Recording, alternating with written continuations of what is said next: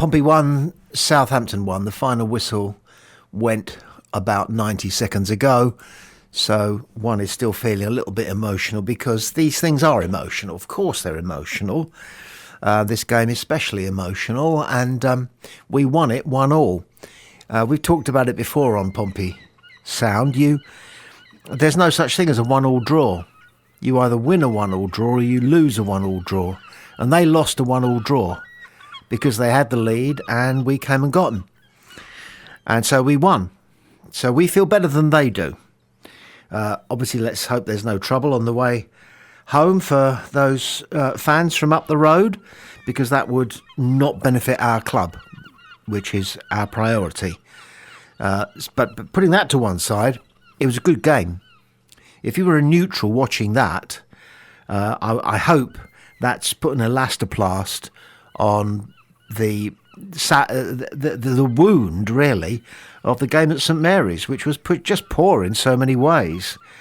And a lot of journalists took the opportunity to say that sometimes these derbies are very disappointing because you're hoping for an explosion of footballing ability and passion, and it didn't happen at St Mary's. Well, it happened today at Fratton Park because it was a great game of football if you weren't, furiously wishing one side or another to win, which completely overrides your powers of analysis of a game of football. If you are so impassioned that your side should win, you hardly notice the quality of the football. But the quality of the football was kind of interesting because we were here, there and everywhere.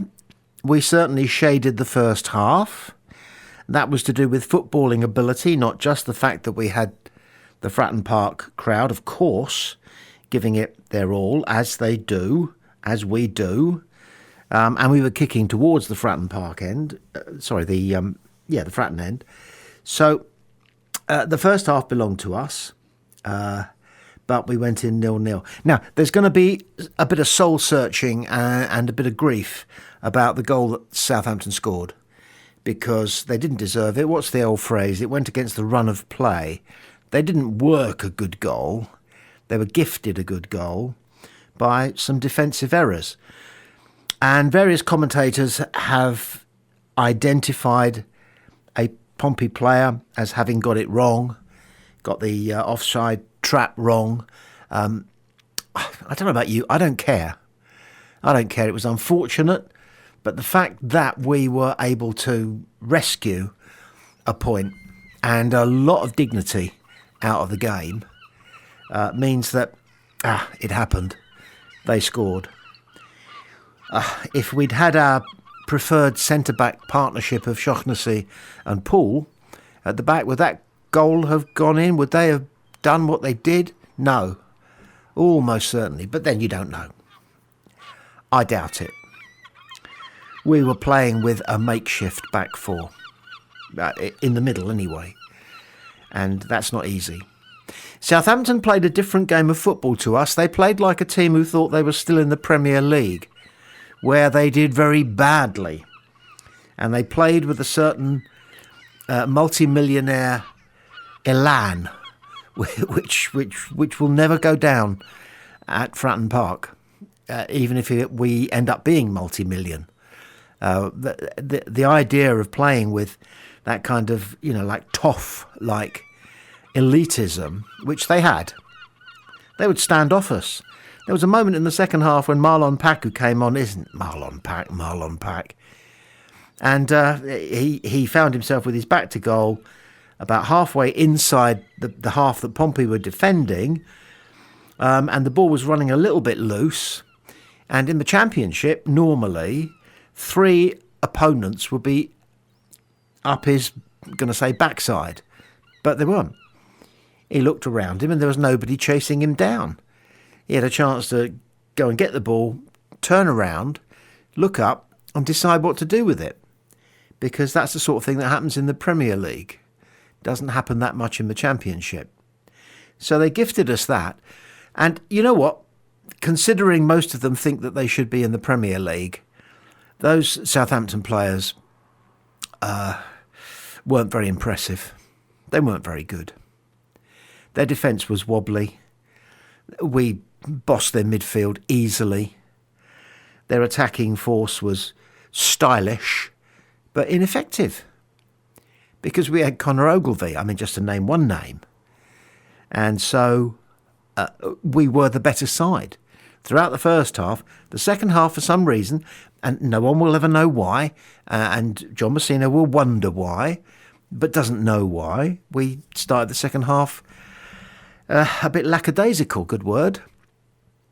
Or at least they came out and they had an idea. They obviously hatched something in the dressing room at half-time, some way of playing, and it got them sort of slightly towards the front foot. And then the goal happened.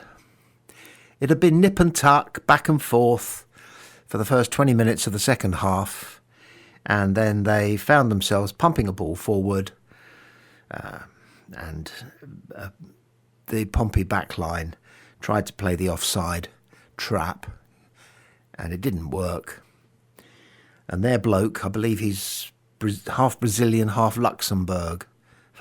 Isn't the world a wonderful place nowadays? He tucked it away pretty well, actually, because it was that modern finish. He knew that the goalkeeper was going to spread his legs, and so he pushed it through between his legs. So, professional stuff. Power to them. He ran away cupping his ears at the Pompey crowd. I've always hated that. I'm not saying I didn't like it. I hate it. I first saw a Charlton player do it about 30 years ago at Fratton Park.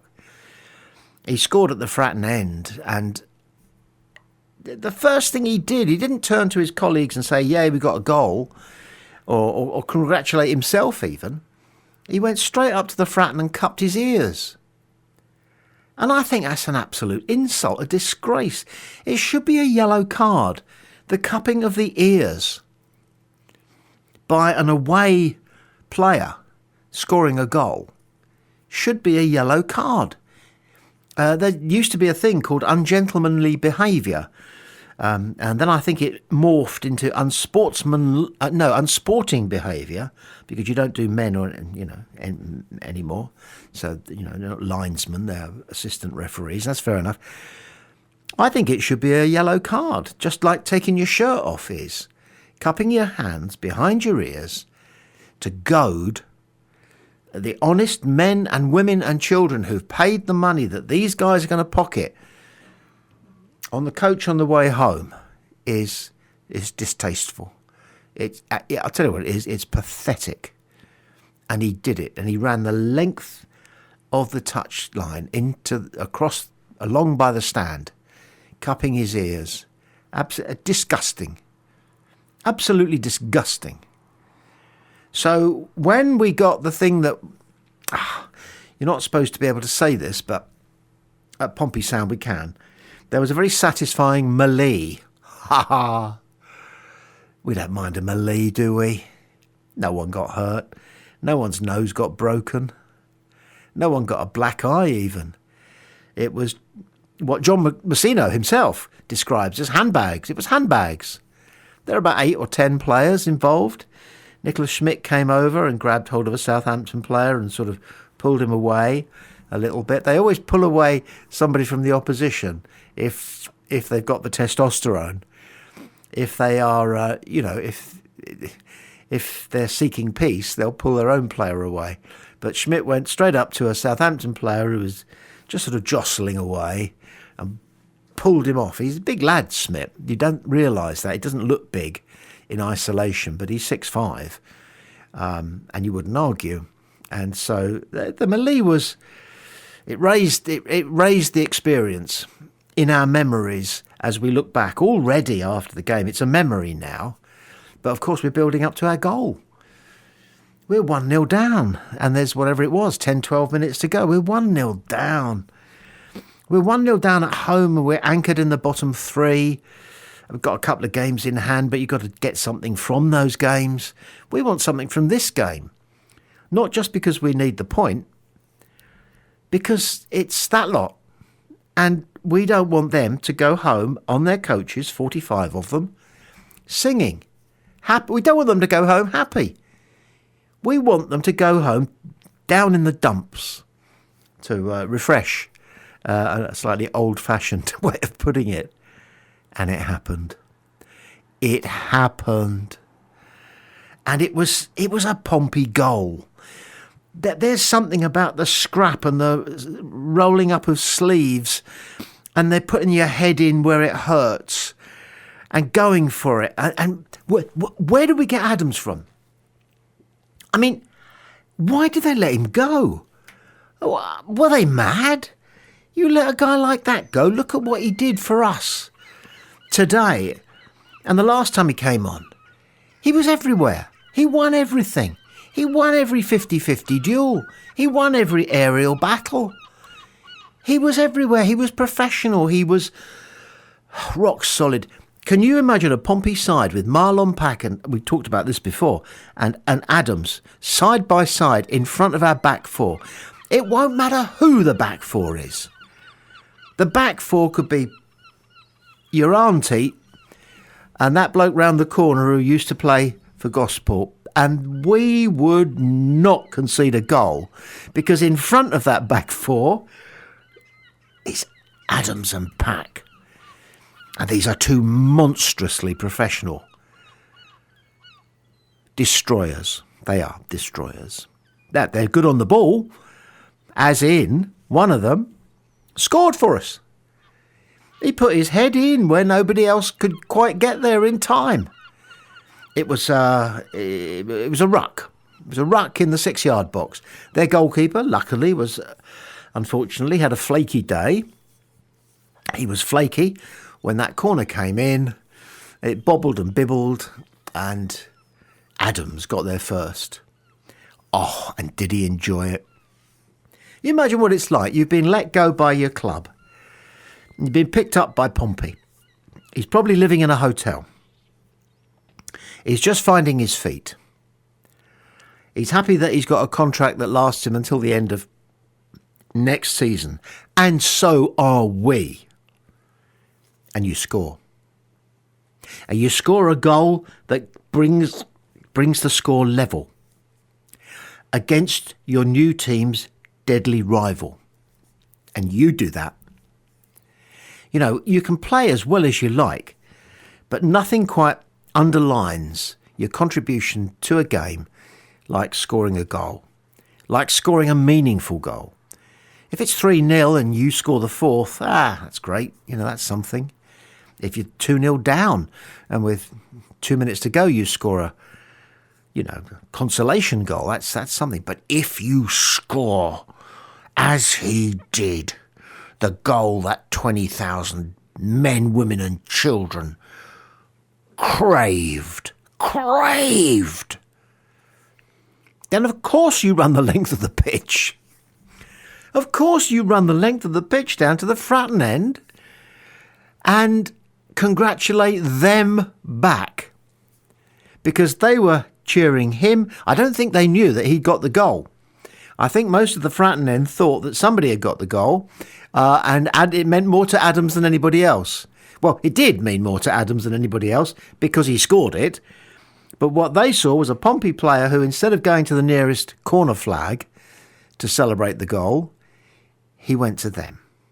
He went to them and said, hey, it's me and you lot against the world from now until the end of time. So, we go home happy as Larry. They go home hang-dog, wondering what might have been. It wasn't. We move out of the bottom three. Okay, not by any great shakes. But looking at the table as it stands now, there are 5 or 6 teams that we are going to have to get above in order to have a comfortable end to the season. And when you look at recent results, the last 7 or 8 games that we've played, we're on our way. We are. I mean, annoyingly so. Norwich starting to pick up. Oxford get the odd result, freakish though it may be. So there's work to be done, plenty of work to be done. And still plenty of bodies to get into the building. Another couple, please. We know that's what's going on and that's what's going to happen. There's the Sheffield Wednesday guy who is being talked of and we've explored that possibility elsewhere on Pompey Sound. But in the meantime, let's kick our shoes off, if you can, and just enjoy. Pompey won, Southampton won. But it was a game and a result that we won.